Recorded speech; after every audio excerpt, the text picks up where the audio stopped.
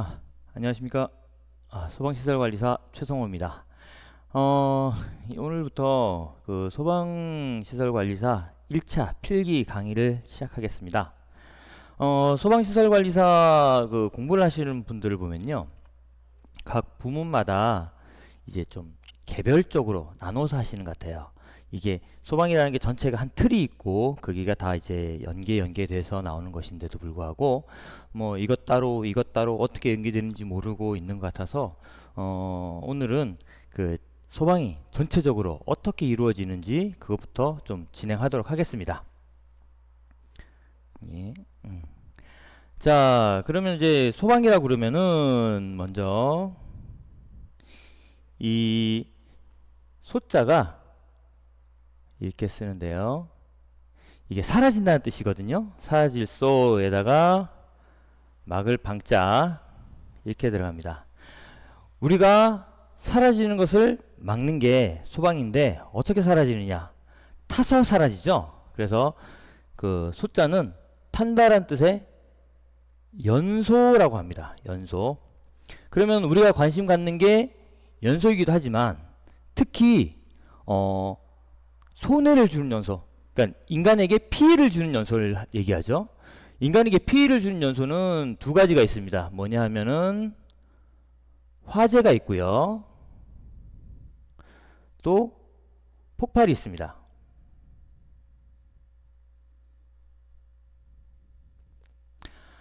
그럼 화재와 폭발의 차이는 뭐냐? 똑같이 타는 건데 화재는 열에 의한 피해, 열 피해를 말하죠. 열에 의한 피해고 폭발은 압력에 의한 피해가 주가 될 때 폭발이라고 얘기합니다. 그래서 이 두 가지, 그러니까 화재와 폭발이 쉬운 물질을 우리는 위험물이라고 하고요.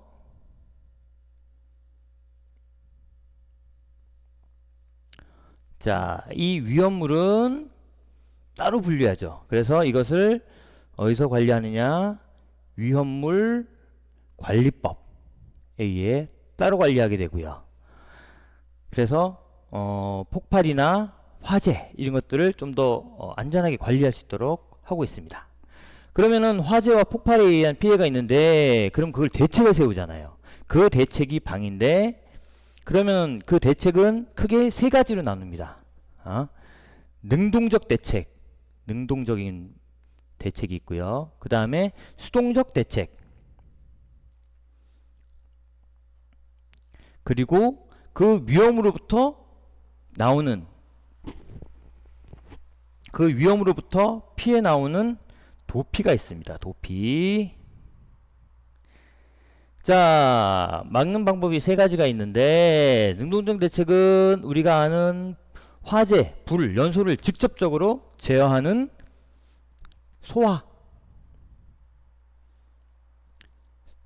소화가 있고요. 수동적 대책에는 방화, 뭐 방화 구획이라든지 아니면은 내화 구조, 뭐 내부 마감재의 불연 재료 등을 통틀어서 방화라고 합니다. 도피는 화재나 폭발로부터 피하는 피난을 말합니다. 자, 그러면 소화에는 뭐 여러 가지가 있겠죠. 뭐 그 소화 설비가 있고요. 그 다음에 소화 약재, 네. 그 다음에 또 여기서 소화 약재 중에서도 이제 여러 가지 뭐 물, 그 다음에 가스, 여기 또 쭉쭉쭉쭉쭉 나오겠죠. 그 다음에 방화는 방화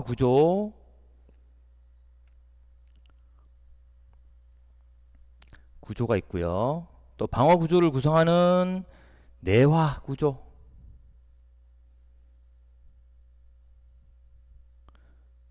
그 다음에 마지막으로 그 뼈대가 세워지죠. 방화 구조의 뼈대가 되고 그 마지막 표피 마지막 하는 마감이 있고요.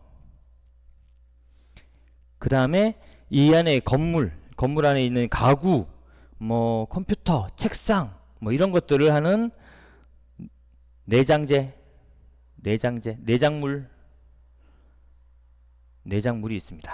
이렇게 해서 방어가 구성이 되고요. 그런데 내장물은 워낙에 가변적이기 때문에, 인테리어 같은 것들은 가변적이기 때문에 우리가 다루지 않고요. 소방에서는 이 마감 재료까지 다루게 됩니다. 피난은 거실에서부터 화재 구역으로부터 안전한 장소까지의 이동할 수 있는 방안. 그래서 피난할 때 여러 가지 상식들을 진행하게 됩니다. 이렇게 해서 지금 간단하게 썼는데, 여기에도 수많은 얘기들이 있겠죠. 화재에 관한 또 수많은 얘기, 폭발에 관한 수많은 얘기, 소화에 관한 수많은 얘기, 그것들을 지금부터 진행해 나갈 겁니다. 지금 이거는 전체적으로 한번 큰 그림을 그려본 겁니다. 자, 이제 연소 및 폭발에 대해서 진행하겠습니다. 가장 소방의 가장 기본이 되는 연소. 자, 그러면 연소란 무엇인가? 예. 자, 연소의 정의가 나옵니다. 연소의 정의. 물질이 격렬한 산화 반응을 함으로써 열과 빛을 동반하는 발열 반응을 말합니다. 자, 여기서 첫 번째 중요한 거, 산소와 화합하는 산화 반응. 산화 반응이 반드시 있어야 되고요. 산화 반응이 없는 여러 가지 다 화학 반응은 연소로 취급하지 않습니다. 그냥 일반적인 반응이고요. 또 산화 반응이라 하더라도 발열 반응, 열을 동반한 그런 반응이어야 합니다. 열을 동반하지 않고 만약에 흡열을 한다든가 오히려 열이 흡수되는 그런 반응은 연소로 정의하지 않습니다. 그리고 마지막으로 산화 반응과 발열 반응이 아주 중요하고요. 그 다음에 빛을 발생시켜야 합니다. 산화 반응과 발열 반응을 하는데 열을 발생하지 않는 빛을 발생하지 않는 그런 반응이 있어요. 대표적인 게 이제 우리 핫팩 같은 거. 핫팩에는 이제 철분이 들어있어서 이제 천천히 산화가 일어나면서 발열 반응을 하지만은 빛을 발생하지 않습니다. 그런 거는 연소로 정의하지 않습니다. 그러니까 격렬한 산화 반응과 빛과 열을 내는 발열 반응을 우리는 연소로 정의하고 있습니다. 요 세 가지, 산화, 발열, 빛. 요게 세 가지입니다. 자, 그리고 산화 반응의 반대말이 있어요. 그게 산화 반응과 반대로 환원 반응이 있습니다. 환원 반응은 결합되어 있던 산소가 떨어져 나가는 거고요. 산화 반응은 산소가 결합되는 반응입니다. 근데 산화 반응 중에서 일정 부분에서는 실제로 산소가 반응하지 않는 경우도 있어요. 물질 간에서. 그런 경우에도 불구하고 산화 반응을 넣을 수 있는 종류가 있습니다. 첫째, 산화수와 결합할 때가 산화 반응이고요. 수소를 잃을 때, 수소가 잃을 때, 그 다음에 전자를 잃을 때, 그 다음에 산화수가 증가할 때, 이렇게 정의하고 있습니다. 반대로 환원 반응은 산소를 잃고 수소와 결합하고 전자를 얻을 때, 그리고 산화수가 감소할 때 환원 반응이라고 합니다. 실제로 저희가 공부하면서 이 산화수의 변화는 거의 보지 않으셔도 크게 문제가 없다. 좀 더 산화 환원 반응이라는 거 화학 반응을 깊이 연구하면은 당연히 잘 알아야겠지만 지금은 크게 저희가 1차 시험 보를 때는 중요하지 않다. 그렇게 말씀드릴 수 있고요. 그 다음에 산화 반응과 환원 반응이 있는데 이제 산화시키는 물질, 산화제를 합니다. 산화시키는 물질, 어떤 물질을 산화시키는 물질, 즉 산소를 잘 내는 물질, 그리고 수소를 잘 끌어당기는 물질, 이런 것들이 산화제라고 합니다. 대표적인 산화제가 이제 과산화수소 H2O2. 보통 H2O를 물이라고 하죠. H2O를 물이라고 하는데 여기서 산소 하나 더 있는 게 과산화수소입니다. 이 과산화수소는 쉽게 이렇게 물이 되려고 해요. 그렇기 때문에 산소 하나를 쉽게 내보냅니다. 그래서 산화제라고 하고요. 그리고 이제 또 수소와 화합하기 쉬운 물질, 이제 화학적으로 불안정해서 뭔가 필요한 물질들이 있어요. 산화환원 반응 중에서 이 수소를 얻는 물질, 그러니까는 그런 물질을 이제 산화제라고 합니다. 산화환원 반응 중에서도 이제 수많은 반응을 하는데, 실제로 화학 반응 중에서 산화 반응만 일어나는 것이 아니라 산화 반응과 동시에 환원 반응도 일어납니다. 반응식에서 이거를 찾아내게 되게 됩니다. 그리고 전자를 얻기 쉬운 물질, 전자를 잘 끌어당기는 물질, 어떤 물질일까 하면은 이제 그 전기 음성도가 큰 물질들이 이제 그 산화제로 사용됩니다.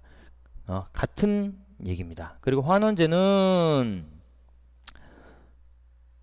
자, 산화환원 반응에서 자신은 산화되며 상대 물질을 환원시키는 물질이다. 즉, 산소와 결합하기 쉬운 물질, 이제 수소를 내기 쉬운 물질, 그 다음에 전자를 잃기 쉬운 물질, 이온화 경향이 큰 금속 단체, 보통 이온화 경향이 큰 금속 단체를 우리는 알칼리 금속 또는 알칼리 토금속이라고 합니다. 그 원자 유기율표에서 이제 그 우측 방향, 좌측 방향에 있는 것, 보기에 따라서 그런데요. 어쨌든 좌측에 있는 것들이 그렇고요. 우측에는 이제 그 산화제로 많이 활용되고, 좌측에 있는 것들은 이제 환원 물질이 되게 쉽습니다. 다음, 자, 연소할 때 이제 연소에 대한 색상이 있어요. 자, 연소할 때 그 보통 시험에 보면은 이거 쭉 내고 이제 뭐가 제일 크냐, 그 온도가 높은 물 색상은, 혹은 온도가 맞는 것은 하고, 가끔 그 시험 문제가 나오죠. 기사 시험 문제에서 그런 게 자주 나오죠.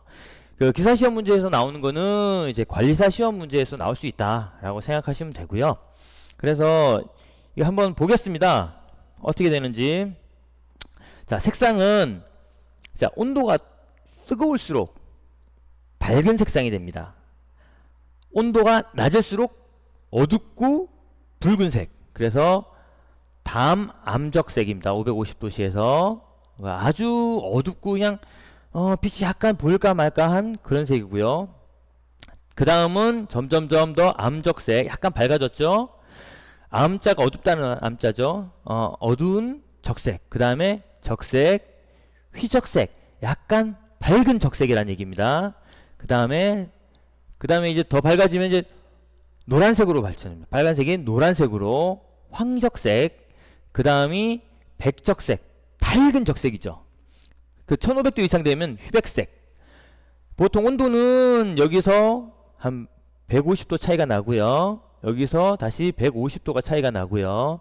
여기서 100도, 여기도 150도, 여기는 200도, 대충 여기도 200도.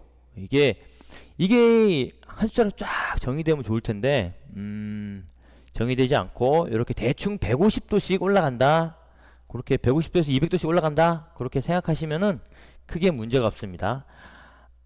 암적색, 암색, 암적색, 적색, 휘적색, 황적색, 백적색, 휘백색. 대충 이제 점점 밝아지고 흰색이 되는 방향이 밝아지는 방향이다, 그렇게 생각하시면 되고요. 그 다음은 이제 연소의 3요소 및 4요소입니다. 아까 그 전체 연소에서 말씀드릴 때 연소의 3요소 가연물, 산소 공급원, 점화원이라고 말씀드렸습니다. 그리고 연소의 4연소에는 가연물, 산소 공급원, 점화원, 연소의 반응이 포함됩니다. 이게 어떻게 다르냐, 여기서 나오는 연소의 3요소에서는 표면 연소고요, 연소의 4요소에서는 불꽃 연소가 들어갑니다. 보다 정확히 말씀드리면은, 물질이 연소할 때 극단적으로 말씀드리면 액체 자체는 연소하지 않아요. 액체가 연소하는 방식은 그 증기가 나와서 연소를 일으키는 겁니다. 그렇다면은 그 액체는 반드시 연쇄 반응이 있어야지 연소가 되는 겁니다. 그래서 보통 불꽃 연소, 이 연소의 사효소는 액체 가연물, 특히 분자량이 낮고 쉽게 증발되는 그런 가연물이고요. 연소의 3요소에는 고체 가연물, 표면적이 넓은 고체 가연물이 연소의 3요소에 포함됩니다. 표면 연소도 있지만은 훈소도 어쨌든 고체 연소이거든요. 그 담뱃불 피우는 거 그런 연소도 이제 이제 연소의 3요소가 포함됩니다. 그래서 그렇게 알려주시면 되겠고요. 연쇄 반응은 그래서 액체 연소에서 연쇄 반응을 제어해 버리면은 불꽃이 꺼지고 더 이상 연소가 잘 일어나지 않습니다. 대부분이 그렇다 말씀드리고요. 그래서 점화원이 있습니다. 열. 연소가 시작되면은 이 열은 산화열에 의해서 계속 공급이 되는 거고요. 공기는 이제 대기 중에 항상 있는 거기 때문에 제어하기가 곤란하고 그것이 계속 공급이 되는 거고, 연료는 이미 존재하는 양이 존재하니까 이제 계속 공급이 됩니다. 이렇게 공급이 돼서 연쇄 반응이 일어나는 겁니다. 자, 그래서 연소에 필요한 요소들 계속 말씀드렸지만, 자, 연소에 필요한 요소 가연물, 산소, 점화원 있고요.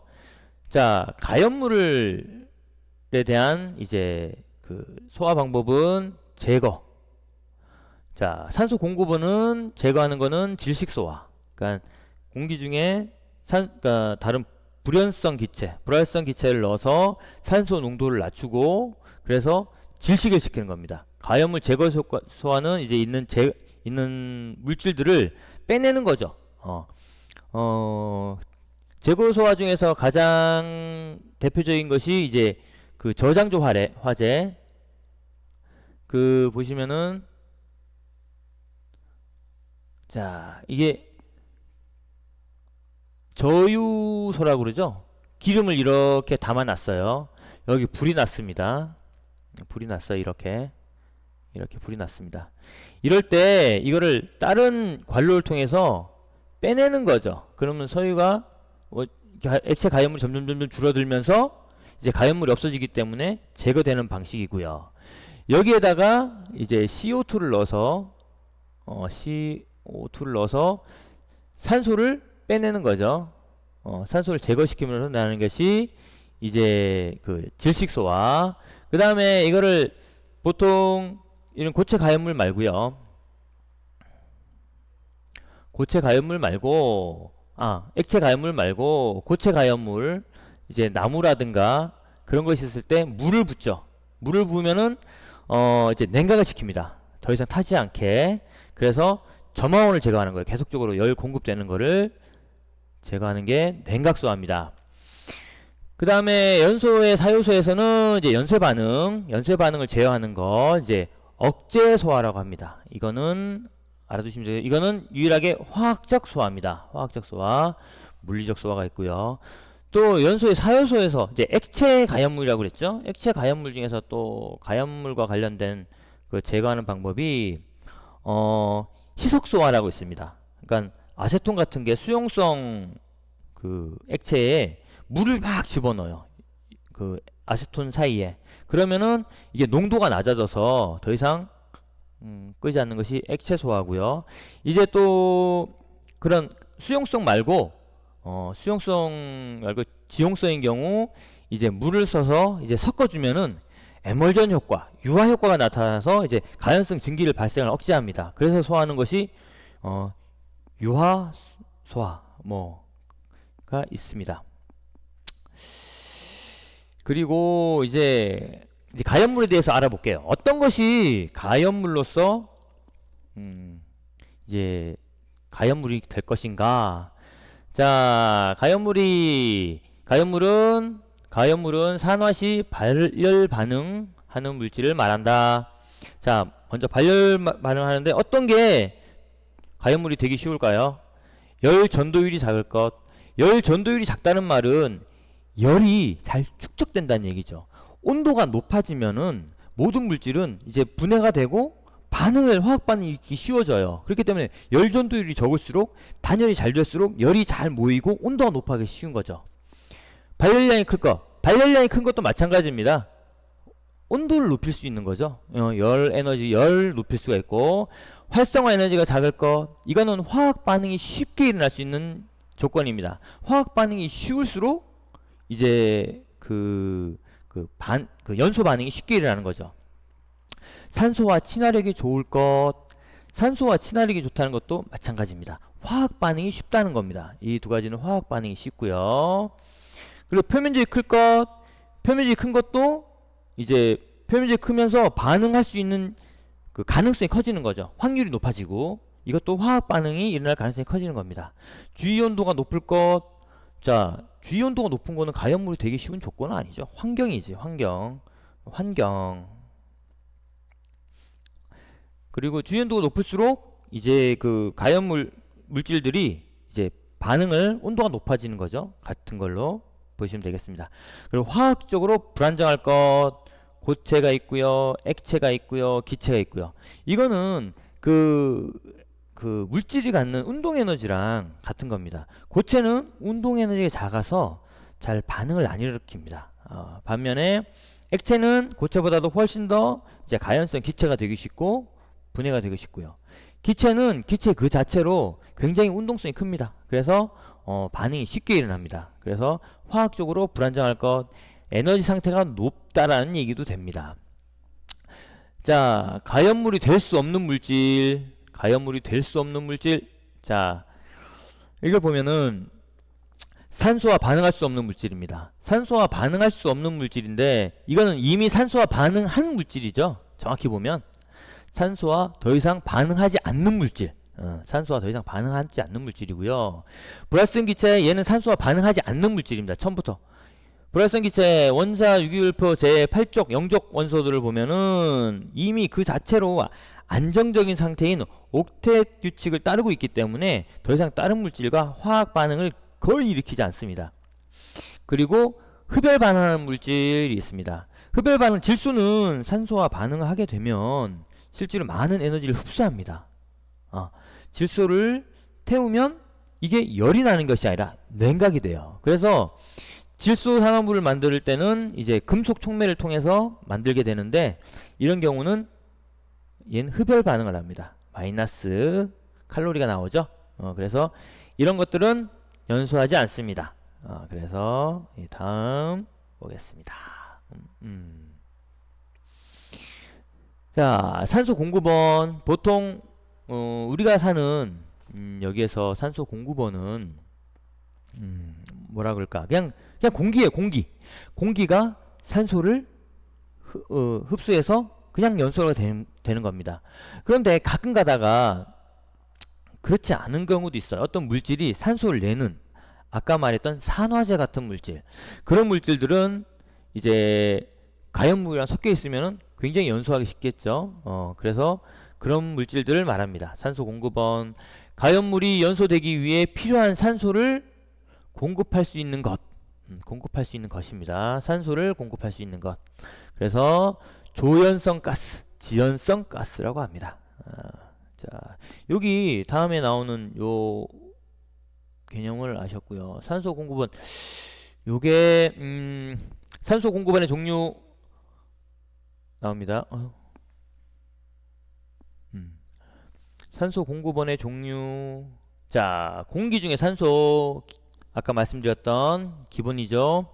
최적비 21%, 중량비 23%, 요거는 꼭 외워두셔야 합니다. 이거는 1차, 2차 통틀어서 계속 필요하고요.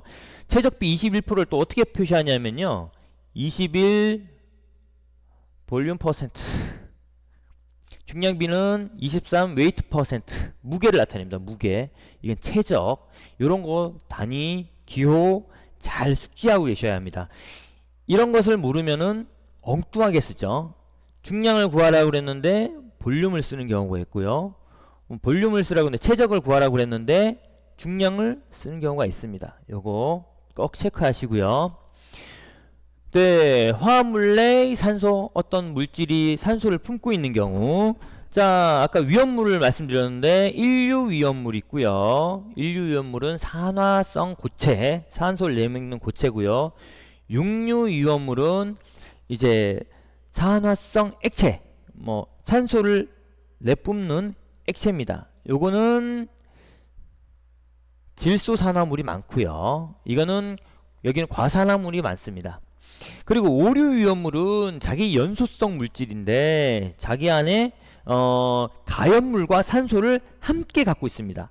그런데 함께 갖고 있는데 어떤 것들은 산소를 더 많이 갖고 있는 게 있고 어떤 것들은 가연물을 더 많이 갖고 있는 게 있어요.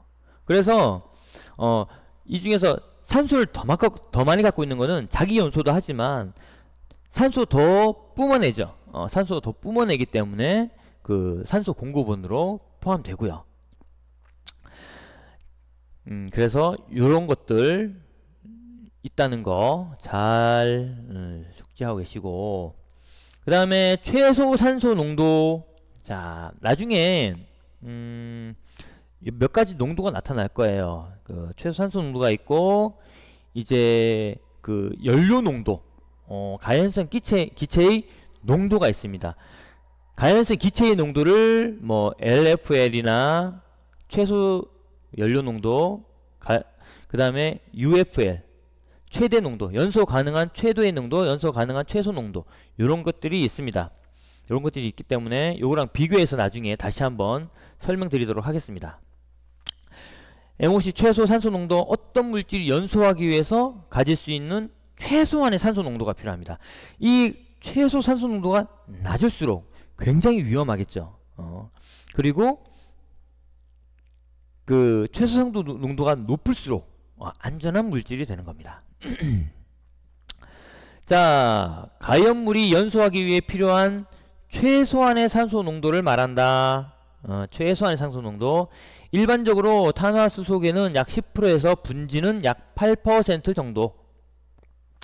MOC는 산소 몰수 곱하기 연소 하한계 LFL이라고 합니다.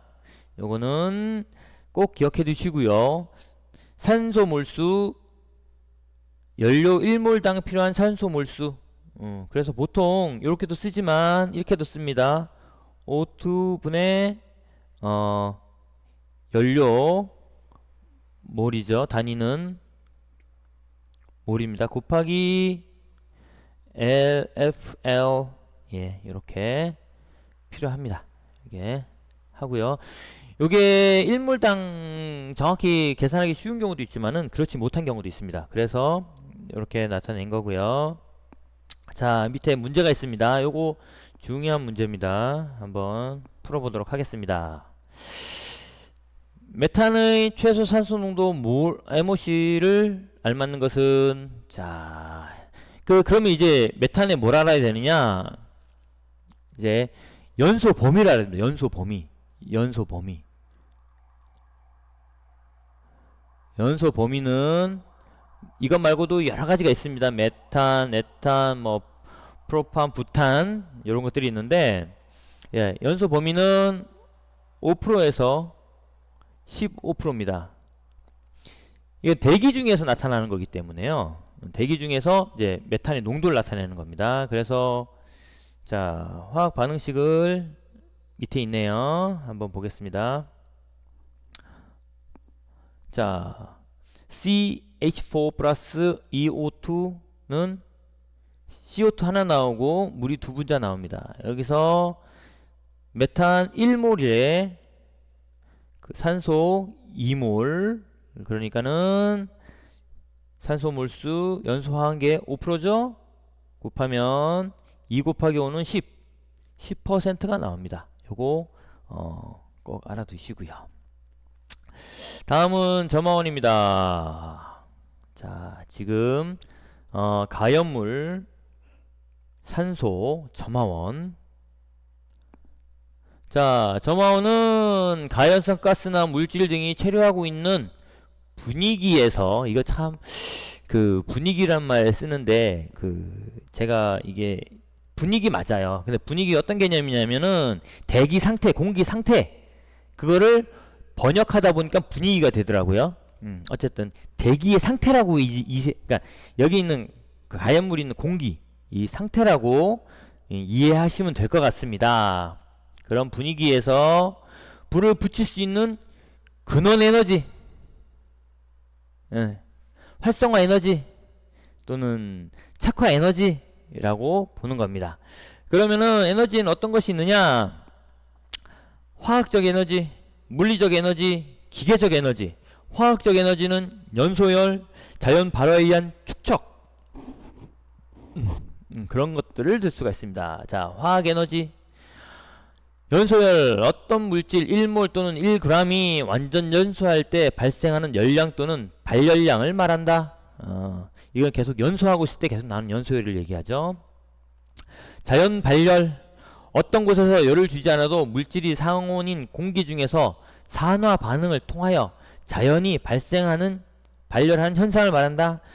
산화 반응 말고도 여러 가지 반응이 있을 수 있어요. 뭐 그런 것들을 얘기하는 것입니다.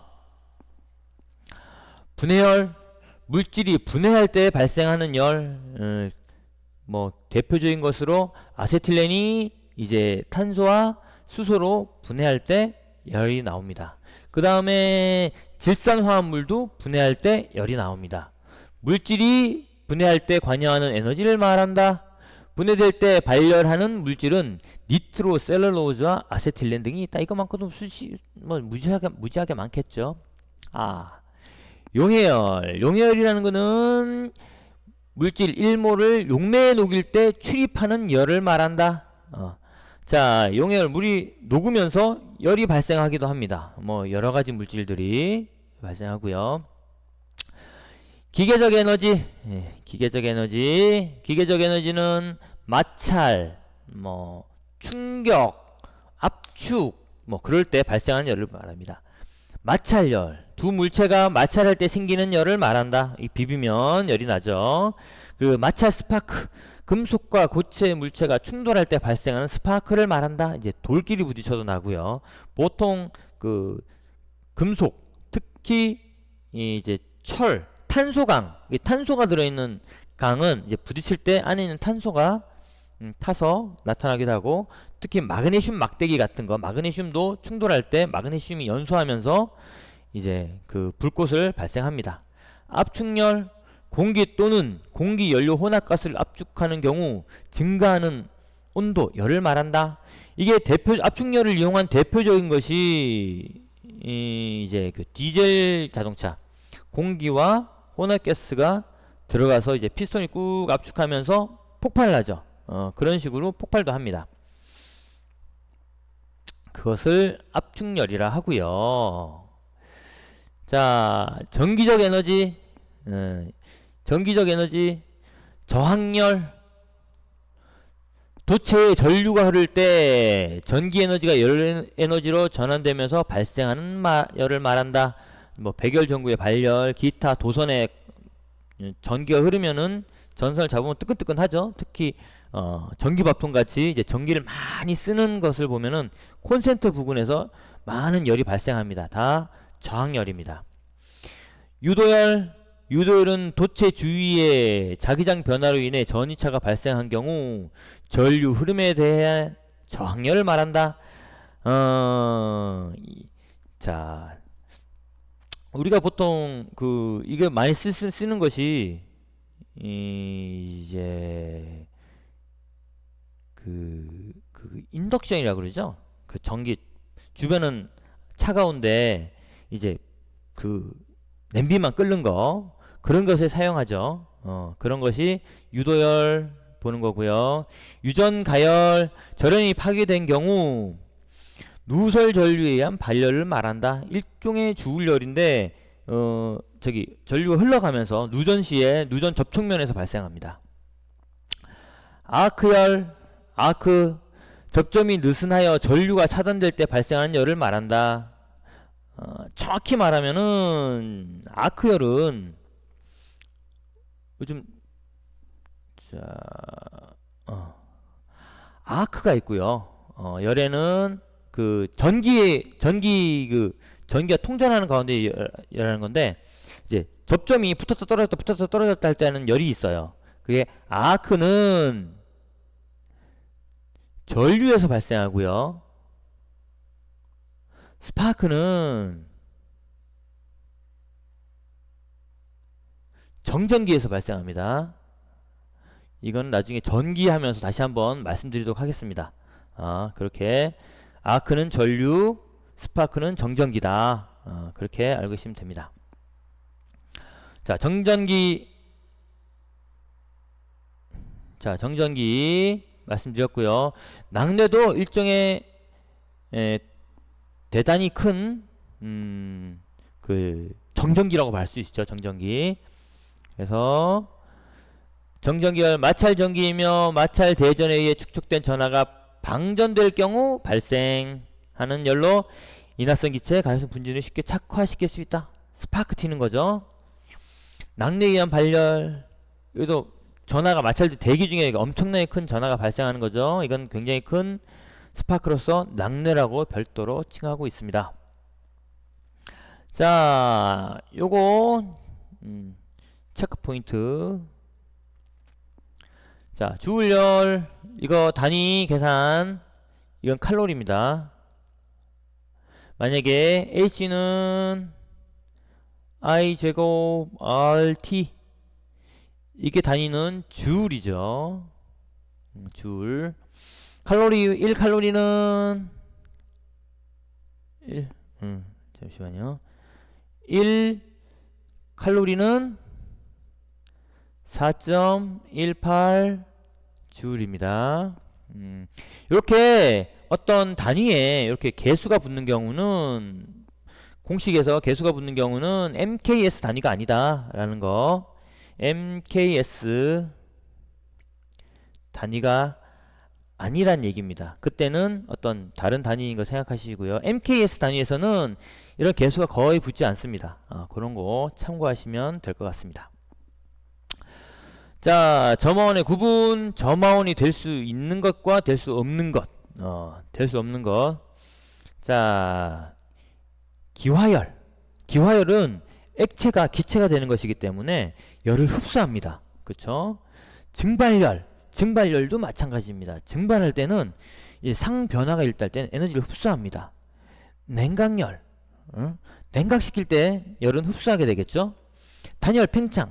단열 팽창도 압축을 하면 열이 나오지만 팽창을 하게 되면은 흡열이 됩니다. 그래서 흡열되는 것들, 이런 거 보시고, 자, 열이 흡수되는 것들은 점화원이 될 수 없고, 반면에 불꽃 열이 방출되죠. 마찰 열이 나죠. 고온의 표면 열이 방출됩니다.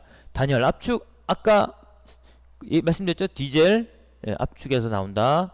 복사열, 빛에 의해서 나오는 열, 자연 발화 열의 축적, 정전기 등등등등등등 발열 반응이 될 수 있는 것이 점화원이 될 수 있다 말씀드리겠습니다. 자, 다음 마지막으로 그 연소의 반응기에 있는 거예요. 연쇄 반응. 자, 연쇄 반응입니다. 연쇄 반응은 발열 반응에 의한 연소율에 의해 원개인 미반응 부분이 활성화가 계속 일어나는 현상을 말한다. 불꽃 연소의 반응은 아래 가에서 라의 과정이 연쇄적으로 계속 반복 지속된다. 자, 1번 가 개시 반응입니다. 이거 RH는 탄화수소 같은 것들이죠. 아까 왔던 CH4에서 H 하나만 딱 쓰고 나머지는 이거 CH3 뭐 CH3하고 H가 이렇게 붙어 있는 건데, 요거를 R로 표시하고요. 요거를 그냥 H로 표시한 겁니다. 그렇게 이해하시면 되겠고요.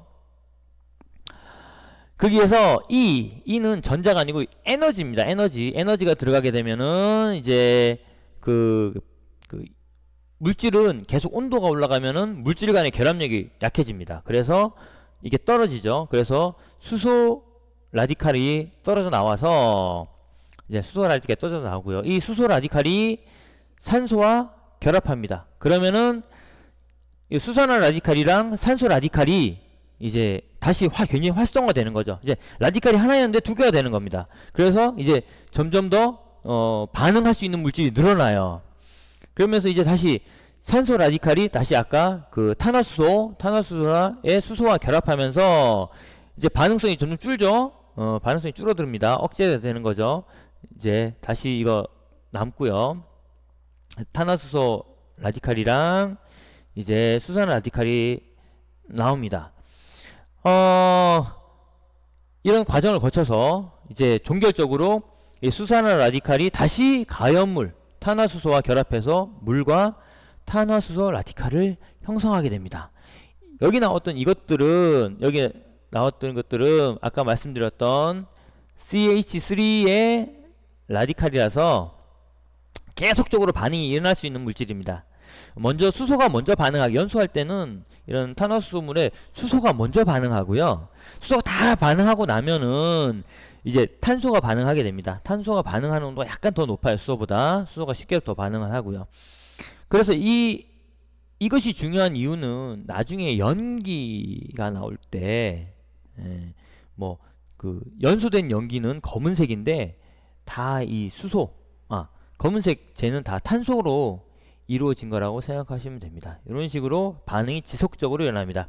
자, 이거를 하나의 계통으로 그려볼게요. 먼저 가연물이 있어요. RH가 있고요. 여기에서 열이 들어갑니다.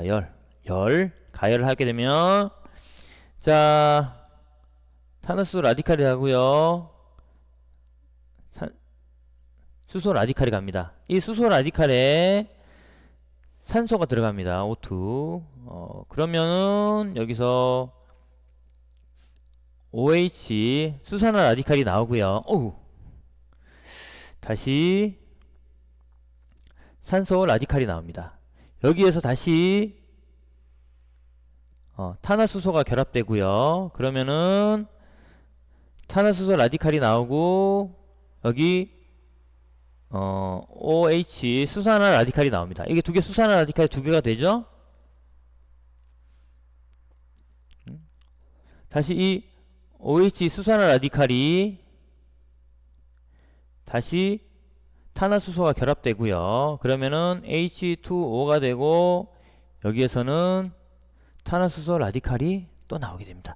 이 탄화수소는 다시 이렇게 공급이 되겠죠. 그러면서 계속 탄화수소는 계속 돌고 산소도 계속 이렇게 열을 계속 발생시키겠죠. 이게 그렇죠. 모든 거에서 에너지가 나오죠. 에너지 모든 반응에서는 에너지가 나옵니다. 자, 다음 넘어가도록 할게요.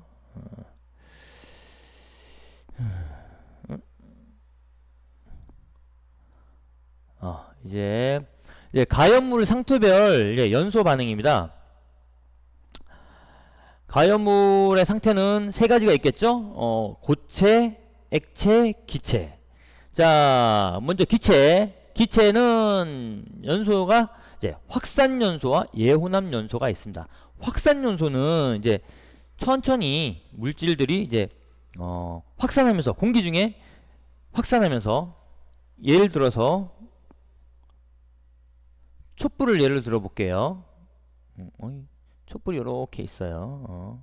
이렇게 있어요.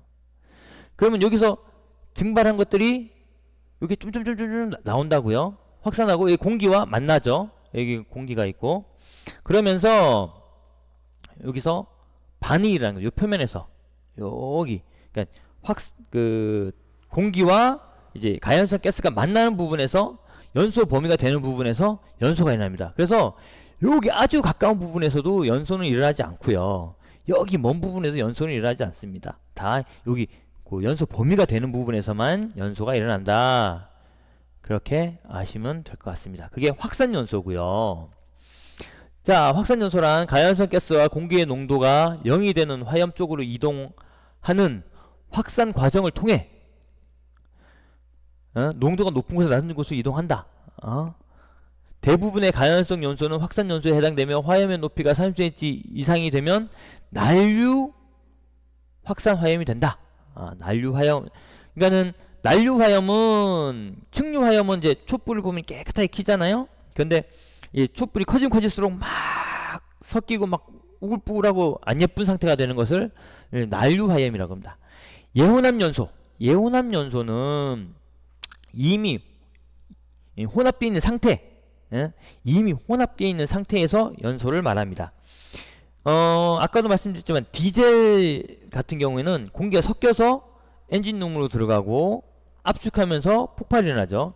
그렇게 섞인 상태에서의 공기, 가연성 기체가 공기를 완전 열소될 수 있도록 적당한 혼합비로 미리 혼합 후 연소시키는 형태, 미리 혼합 후 연소시키는 형태를 말합니다. 자, 액체 가연물. 액체는 액체 자체로 연소가 되지 않기 때문에 증발 또는 기체 상태가 되어야 됩니다. 분해해서든. 증발 연소, 액체로부터 발생한 가연성 기체가 연소하는 것으로 액체가 증발에 의해 기체가 되고 그 기체가 산소와 반응하여 연소하는 형태의 연소이다. 휘발성이 커서 비점이 낮은 액체 가연물의 연소 형태이다 라고 나왔습니다.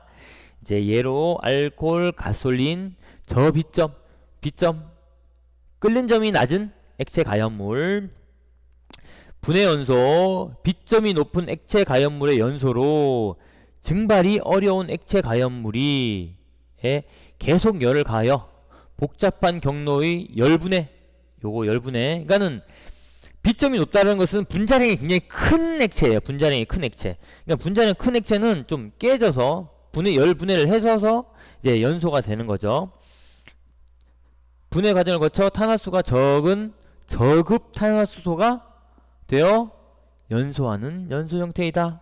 대표적인 게 뭐 이런 것도 있지만은 이제 뭐 아스팔트라든가 이제 원유 같은 경우가 이런 게 하겠죠. 대상이 됩니다. 자, 그 다음에 기체는 예혼합연소, 확산연소, 액체는 증발연소, 분해연소고요. 고체는 다음 고체겠죠. 네, 고체는 자 액체연소와 똑같이 증발연소가 있고요. 그 다음에 분해연소가 있습니다. 자, 그러면 봤던 거니까 먼저 한번 보도록 하죠. 분해연소, 가연물이 열분해를 통해 가연성 기체를 발생하는 연소. 증발연소, 승화성 물질, 즉시 기체가 되지 액체를 통해 기체가 되지 않고 즉시 승화해서 고체에서 즉시 기체가 돼서 가연성 기체가 연소하고요. 자, 표면 연소는 가연성 기체 발생 없이 고체 표면에서 불꽃을 내지 않고 연소. 자, 숯이죠. 숯을 얘기합니다. 목탄. 불꽃 연소에 비해 연량이 적고 연소 속도가 느리며 화재에 대한 위험성은 크지 않다. 예, 그렇죠. 표면 연소는 그렇고요. 또 이제 자기연소. 자기연소는 제5류 위험물에 속하고요. 그 가연물 내에 산소와 가연물을 함께 갖고 있어서 이제 빠르게 연소가 일어나는 겁니다. 그러니까 산소 공급원이 없어도 연소가 진행될 수 있고 연소 속도가 매우 빠르겠죠. 폭발적 연소를 하게 됩니다. 그 대표적인 물질로는 질산에스테르, 뭐 셀룰로이드류, 니트로 화합물. 한마디 공통점이 여기 니트로라는 것도 질소가 들어가 있다는 뜻이고 질산이라는 것도 질소가 들어가 있다는 뜻이죠. 질소 화합물 그런 것들을 얘기하게 됩니다. 이제 연소 분류 한번 보겠습니다. 연소의 분류, 그러니까 연소의 종류에 해당하는 거죠. 자, 불꽃 있는 연소, 불꽃에 의한 유무로 계상했습니다. 불꽃이 있는 연소, 뭐 물질로는 기체, 액체, 고체가 있고요. 화재로는 표면화재. 가끔 표면화재랑 표면연소랑 헷갈리시는 분이 있습니다. 이건 전혀 다른 얘기입니다. 표면화재는 물질의 표면에서 이제 불꽃을 내며 타는 것을 표면 화재라고 하고요. 이거는 불꽃 화재라고도 얘기합니다. 불꽃 화재. 불꽃. 이런 부분 체크 잘 하시고요. 그 다음에 신부 화재. 신부 화재는 물질 속에서 타는 것들. 만약에 섬유류 같은 경우는 속에서 계속 타죠. 천천히 탑니다. 훈소 같은 경우. 예, 그런 것들을 신부 화재라고 합니다. 종류는 확산연소, 기체연소들은 다 이게 포함되고요. 증발연소, 기체가 타는 거죠. 분해연소, 자연발화, 자기연소는 아까 말씀드렸지 있는 거고요. 그 다음에 훈소, 신부화재, 불꽃이 없는 연소에는 훈소, 표면연소, 자결연소. 예. 지금 훈소는 가연성 증기를 만들어내는 연소입니다. 왜냐하면 연기 계속 내기 때문에 그렇고, 표면 연소는 가연성 기체를 내지 않는 연소고요. 훈소는 공기와 열만 충분하다면은 언제든지 이 불꽃 연소로 전이될 수 있는 연소입니다. 그리고 그러니까 굉장히 위험하죠. 훈소가 이 전이될 수도 있고, 또 불꽃만 제거하면은 계속 타면서 또 그 신부 화재로서 계속 작동하니까 이게 굉장히 위험합니다. 그래서 섬유류 화재가 굉장히 그 소화 작업이 난해하다고, 어렵다고 그러더라고요. 그 다음에 자결연소, 이 두 가지, 그러니까 표면에서 막 타는 연소를 다 자결연소라고 합니다. 이 두 가지를 다 포함하는 게 자결연소입니다. 자, 소화 방법. 물리적 소화, 화학적 소화. 화학적 소화는 표면에 불꽃을 제거하면은 되는 것이고요. 물리적 소화는 이제 냉각 이제 제거, 그런 소화, 질식 소화들이 가능하고요. 여기 신부 화재는 질식 소화는 조금 또 어렵습니다. 냉각이라든가 그 가연물 제거 소화, 그런 것들을 얘기합니다. 연소 속도 계속 나오죠. 아까 처음에 큰 카테고리에서 말씀드렸던 게 계속 나옵니다. 연소 속도란 가연물의 양이 연소에 의해 감소되는 속도를 말하며, 연소 속도가 빠를수록 위험하다. 연소 속도가 빠르다는 것은 굉장히 빨리 탄다는 거죠. 연소가 강하게 일어난다. 그렇게 말씀드릴 수 있고요. 그래서 상당히 위험하죠. 연소 속도가 빠르면은 발열량도 많고, 확산도 빨리 되고, 전파도 빨리 되고, 뭐 그렇게 됩니다. 연소 속도에 영향을 미치는 요인, 연소 속도가 빨라지는 경우,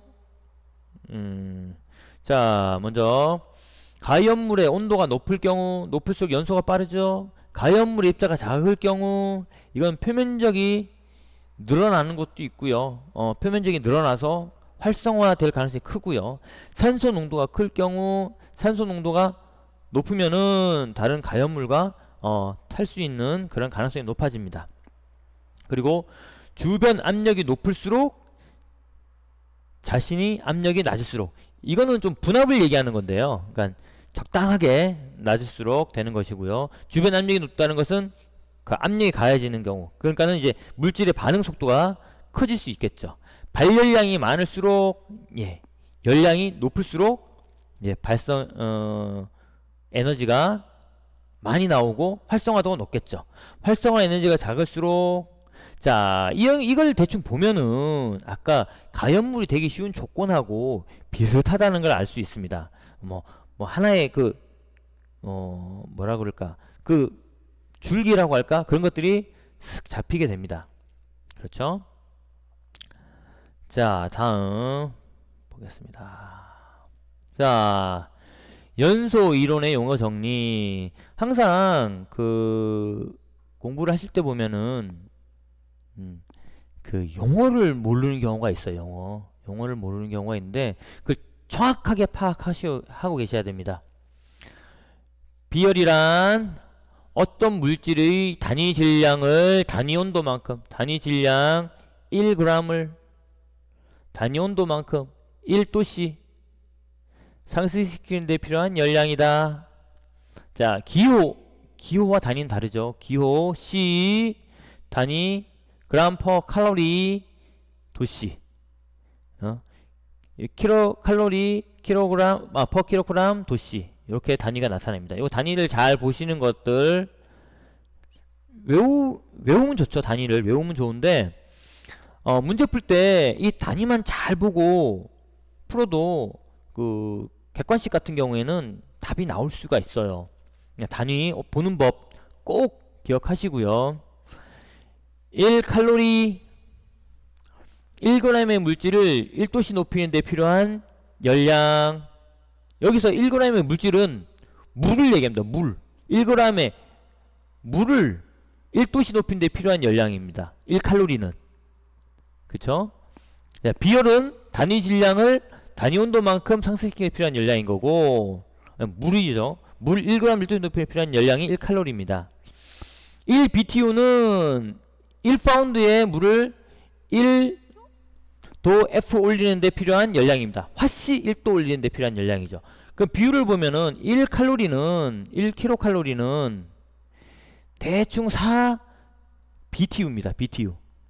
뭐 3.9 뭐 그러는데 뭐 대충 4BTU로 보면 됩니다.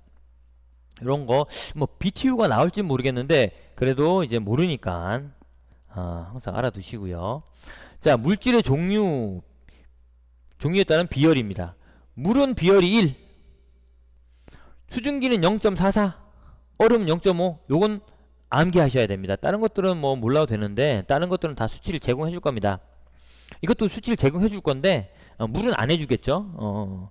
근데 수증기나 얼음 안 해줄 수 있습니다. 그래서 여기까지는 암기하시고요. 나머지는 모르셔도 암기를 뭐 하면 좋은데 굳이 힘들게 암기하실 필요는 없고요. 계속돼서 열에 대하여 나옵니다. 열 용량이란 어떤 물질이 온도 1도씨만큼 높이는 데 필요한 열량이다. 즉, 이 물질의 질량이 큰 물질은 열 용량이 크겠죠. 똑같은 물질이라도. 그 물질 양이 적은 거는 열 용량도 당연히 작아집니다. 그러니까는 어떤 물질이 담아 놓을 수 있는 열의 양인 거죠. 열 용량, 어떤 통에 담길 수 있는 양을 얘기하는 겁니다. 물질은 비열이 크다는 것은 열 용량이 크다는 것을 의미한다. 그리고 비열이 크다는 것은 열 용량이 크다는 것을 의미한다. 질량이 크다는 것도 열 용량이 크다는 것을 의미하겠죠. 비례하니까 그렇습니다. 자멸. 자멸과 같이 봐야 될 게 헌혈인데요. 현혈. 현혈은 발음이. 자, 자멸은 어떤 물질이 상태 변화할 때 필요한 열량이고요. 온도 변화는 없습니다. 온도 변화 없이 상이 변화할 때 필요한 열량. 현혈은 상 변화라는 거는 얼음이나 물로 변할 때, 물이나 수증기로 변할 때, 그게 상 변화고요. 온도 변화, 상은 그대로인데 얼음이 마이너스 5도씨에서 마이너스 2도씨 될 때, 이렇게 온도 변화할 때 필요한 열량이다. 현혈, 자멸. 그렇습니다. 자멸은 숨어있다 라는 뜻이고요. 그래서 자멸 감마로 표시하죠. 감마. 자멸, 질량 곱하기 자멸은 열량이 나옵니다. 자멸을 융해열, 자멸은 킬로그램 퍼 킬로칼로리입니다. 단위. 자, 물의 자멸은 539. 요거는 외우셔야 됩니다. 상 변화할 때 539 킬로그램 퍼 킬로칼로리. 융의 자멸 얼음 80 킬로칼로리 퍼 킬로그램. 요거는 아마 외우셔야 될 겁니다. 현혈이란 상의 변화 없이 온도의 변화를 필요한 열량이다. 자, 이 온도 얼음이 상 변화 없이 그냥 온도만 변화하는 거죠. 여기는 질량 비열 곱하기 온도 변화량. 온도 변화량. 질량은 킬로그램, 비열은 킬로칼로리 퍼 킬로그램 퍼 도시. 1도시에 1kg이 변할 때 필요한 칼로리를 얘기하는 거죠. 비열. 온도차 도시 나옵니다. 요거는 보면 되겠고요. 자, 이게 물의 상평형도입니다. 자, 여기. 자, 지금 상평형도에서 1kg을 예를 들어 볼게요. 1kg. 1kg을 예로 들면 물 1kg이 여기에서 1kg이 들어가면은 자멸이니까 80kcal가 필요하겠죠? 헌혈 100도씨가 올라가죠. 보통 여기 0도씨, 100도씨, 여기가 100도씨. 그러면은 비열 1 곱하기 질량 비열 1 곱하기 온도 100도씨 100 하면은 여기 필요한 건 100kcal다. 자멸 1kg이니까는 539kcal다. 들어가시죠. 여기는 다시 200도까지 올린다고 계산하면 여기는 비열이 1kg 곱하기 0.44 곱하기 100도 걸렸으니까 100 그러면 여기는 44kcal. 여기도 영하 10도로 하죠. 그럼 여기 0도. 그러면은 1kcal 0.5 곱하기 10이니까 5kcal. 그러면 1kg의 물을 마이너스 1도씨에서 200도씨까지 올리는 총 칼로리는 여기 있는 거 5 더하기 80 더하기 100 더하기 539 더하기 44를 하면은 나오겠죠. 이런 문제가 자주자주 나옵니다. 그러니까는 이거는 반드시 알려두시고요. 여기는 지금 여기 문제는 영하 5도의 얼음 10kg을 10kg 100도씨의 수증기로 만드는 데 필요한 열량. 그러니까 어디까지냐? 여기 마이너스 5도씨부터 이 면적 여기 구하고 여기 구하고 여기까지만 구하면 되는 거죠. 여기 열량을 구하면 되겠죠. 여기서는 문제도 비열 얼음의 비열을 안 가르쳐 줬죠. 그러니까는 비열은 꼭 외우시고요. 아까 했던 대로 제가 아까 했던 대로 쭉 계산하면은 됩니다. 먼저 상변화가 없기 때문에 헌혈을 구하고요. 얼음에서 물로 가는 자멸을 구하고요. 물에서 100도 온도 변하는 현혈을 구하고요. 다시 수증기가 되는 자멸을 구하면 됩니다. 여기 질량, 비열, 온도 변화. 자멸은 질량, 자멸. 그 다음에 헌혈은 질량, 비열, 온도 변화. 그렇게 자멸 이렇게 구하면 다 더하면은 이렇게 나오게 됩니다. 자, 이제 인하점. 자, 이게 그 연소 범위를 얘기하는 거죠. 인하점은 연소 범위입니다. 잠깐만, 여기 다음 장에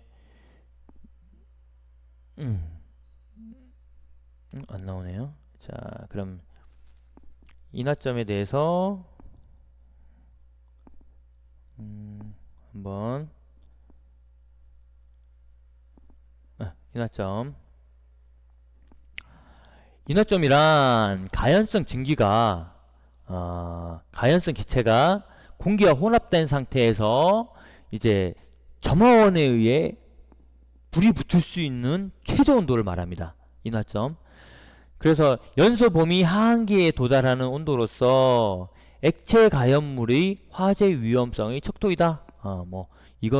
액체 가연물의 위험성이 척도. 아까 MOC 구하고 최소 산소 농도 구하고 그때 나왔던 거죠. 인하점이 낮을수록 위험성이 크다고 할 수 있다. 예, 아주 위험합니다. 연소 하한계, 연소 범위 하한계, 연소 하한계 LFL 나중에 또 나올 겁니다.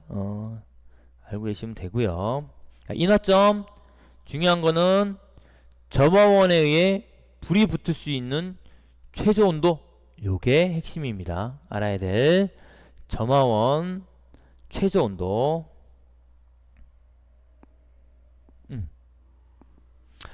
자, 액체 가연물의 인화점. 이거를 외우라고 말씀드리기는 좀 어렵고요. 일단은 순서 정도만 알고 계시면 될 것 같습니다. 디에틸 에테르. 예, 그런 물질이 있습니다.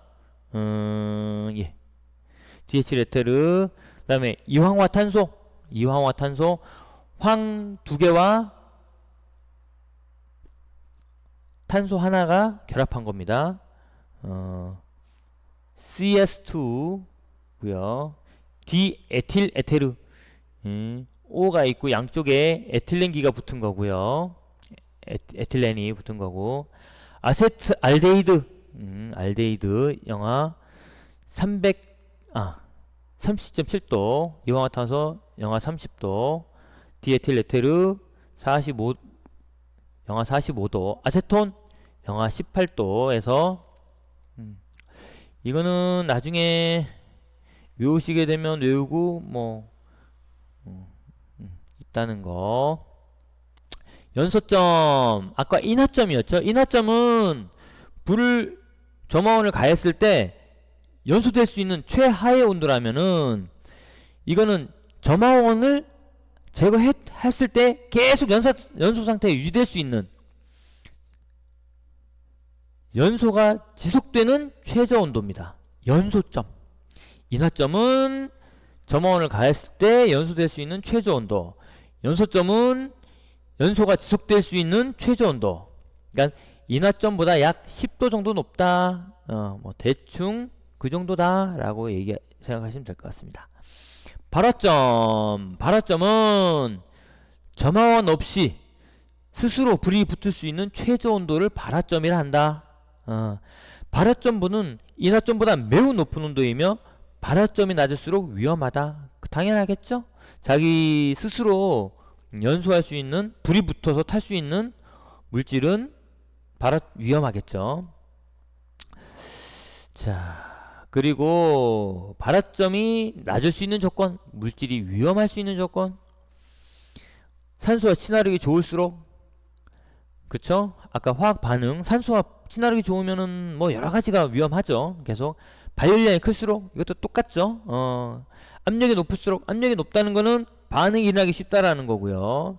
분자 구조가 복잡할수록, 분자 구조가 복잡하면은 그 안에서 이게 이런 물질들이 분해될 수 있는 가능성이 큽니다. 그 표면적이 넓어지는 거고요. 접촉 금속의 열 전도성이 클수록, 자, 요건 아까는 뭐 열 전도성이 작을수록 뭐 발열하고 뭐 있는데, 열 전도성이 크다는 거는 이제 물질이 접촉되는 금속 자체가 온도가 높다라는 거예요. 온도가 높아서 이제 크다는 거고, 탄화수소의 분자량이 클수록, 분자 구조가 복잡한 거랑 탄화수소의 분자량이 큰 거랑 같은 맥락입니다. 자, 연소 범위란 요 다음에 나올 것 같은데, 가연성 혼합기의 연소 하한계와 상한계 간을 이루며 혼합기의 발열에 필요한 조성 범위를 표시한다. 상한계, 하한계 사이에 화염을 자력으로 전파할 수 있는 공간을 의미한다. 연소 범위. 자, 여기 보면은, 자, 요게 연소 범위 곡선입니다. 아까 그것보다, 자, 아까 인하점, 연소 하한계, 이 공기 중에서 이 농도는 그 가연물의 농도입니다. 가연물의 농도고요. 온도는 대기 온도입니다. 이게 온도가 낮을수록 이 가연물이 액체가 되겠죠? 액체가 돼서 여기는 포화 증기합 곡선, 액체가 되는 온도고, 여기는 이제 그 기체 상태에 있는 온도인데, 여기서 이게 LFL, 자동 발화 영역,